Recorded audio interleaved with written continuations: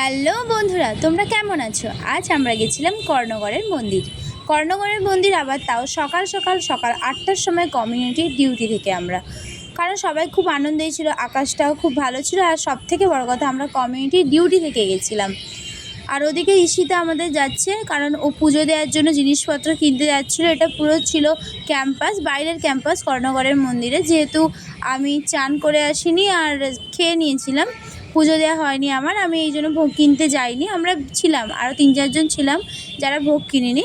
আর এটা ছিল পুরো ক্যাম্পাস। মন্দিরটির অনেকগুলো মন্দির ছিল, খুব ছোট ছোট আকারে। এটা দেখো, এটা ছিল প্রথম।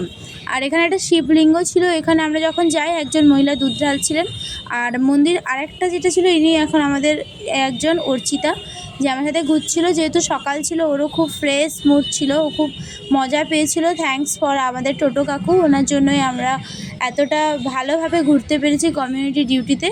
আর যারা পুজো দেওয়ার জন্য জিনিসপত্র কিনতে গেছিলো, তোমাদের দেখিয়েছিলাম, ওরা চলে এসছে জিনিসপত্র নিয়ে।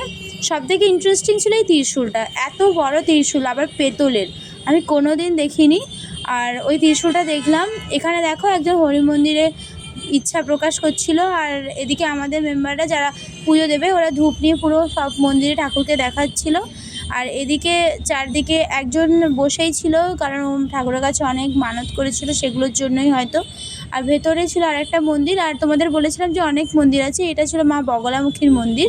আর ওই দিকে দেখো আরেকটা মন্দির আছে, সেটা ছিল বাবা রঘু বাবার মন্দির।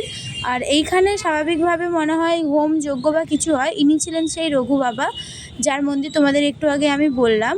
আর এখানে সেই হরি মন্দিরটায়, এটা আমাদের মামনি আর একটা আমাদের টিম মেম্বার, যে হরি মন্দিরের চারদিকে ১০৮টা পাক খাটছিল।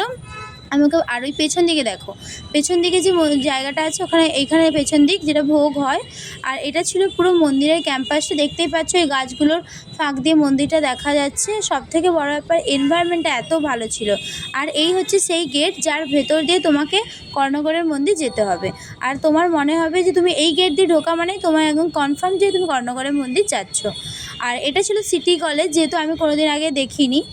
আর আমরা আস্তে আস্তে হঠাৎ করে আনফর্চুনেটলি আমাদের টোটোটা খারাপ হয়ে যায়। টোটোটা সারাতেই হতো, নাহলে আমরা কিভাবে আসবো। কিছুক্ষণ পরে টোটোটা অবশ্য ঠিকও হয়ে গেছিলো। আলটিমেট আমরা গাড়িতে সবাই চলে গেছিলাম। আর সবাই খুব খুশি ছিল, পুজো দিয়েছে সকাল সকাল। আর এদিকে এনভায়রনমেন্টটাও খুব সুন্দর ছিল, বাতাস বইছিল। আর দুটো টোটো ছিল, আমরা 13 জন ছিলাম।